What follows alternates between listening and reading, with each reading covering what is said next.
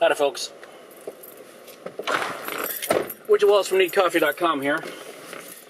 Back for another Wayhomer review. I'm sorry we skipped a week. I know you were really waiting for me to do Step Up 3D, but come on, I have limits, alright?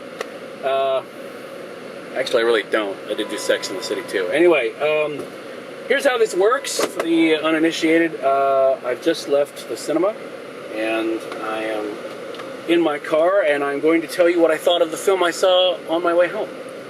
And today we're here to talk about Scott Pilgrim versus the World. So, what can I say about Scott Pilgrim?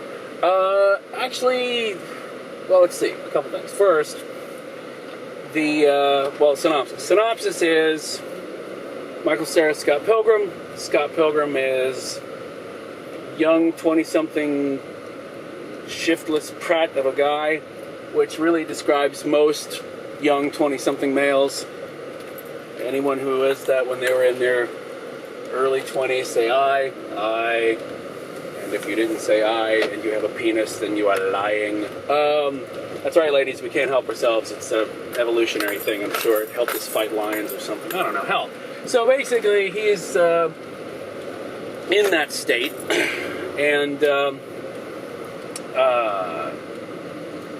he's in a band, he's got himself a new girlfriend, and then meets the woman of his dreams, a young lady by the name of Ramona. The only trouble is Ramona comes with a catch, is that she has 7 evil exes who will try to kill anyone who tries to date Ramona. So the battle is joined, and it goes from there. So, there's your synopsis. Now, what I can say about going into the film is, first of all, as far as the comic book goes, it's one of those things, you know those comics that you go, I really need to get around to reading that, because every single time a new installment came out, people were wetting themselves to get to it. I never read the comic. I knew it was one of those things that I should have gotten around to. Then you put Edgar Wright into the mix. And Edgar Wright, of course, who brought us, Shaun of the Dead, one of the films that is responsible for the zombie renaissance returning. Thank you, United Kingdom, for that, and 28 days later, you have saved our genre. So, yes, Shaun of the Dead, which was fantastic. Michael Bay's Midsummer Murders, a.k.a. Hot Fuzz, which was fantastic. And then this. And of course, it was only after Shaun that I knew I should watch Spaced, which was pretty darn fantastic. So, the obvious question is, how awesome is the film? Well, first of all, is the film good? Yes. With that kind of track record, you would hope the film would at least be good.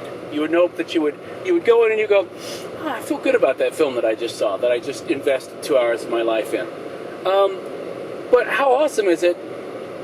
It's pretty damn awesome. It just might be, it's kind of hard to compare it to other great films that we've had this year, like Toy Story 3 and Inception, and this film. They kind of all exist on a plane of awesome that will make you happy that 2010 happened as a year in cinema. So it's kind of hard to compare the 3 films because they're so obviously different. But this is interesting in that I am coming at this from the perspective of I am squarely in the demographics for this film.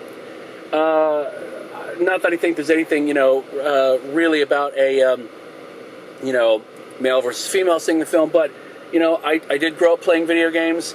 I do like music, and I get all the references, So I'm squarely in that demographic, in that camp that the film is aimed for. So, it would be kind of hard for anyone. Most people who read this site, most people who watch the videos on this site, you are probably squarely in this demographic, and you will probably think it's awesome, if I know my audience at all. So that's not in question. Michael Cera is perfect. It's great to see Kieran Culkin again, who I've liked since The Mighty. The exes are all great, especially Brandon Routh. I'm assuming that's how you pronounce his name.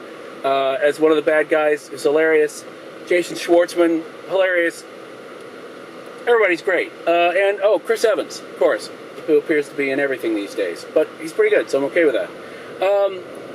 So everything is great. Stylistically, it's fantastic. You know what you're getting into from the... You know what? There's a great opening. I'm not even going to tell you about the opening because I don't want to spoil it, because I didn't know it was coming. And I'm talking about the very, very, very, very opening. And once it starts up, you'll know why, and you'll thank me that I didn't tell you. You know exactly what you're getting into. And I think that maybe if you've never played a video game, you will be totally and utterly lost. Because it is so ingrained in that video game culture. And it would...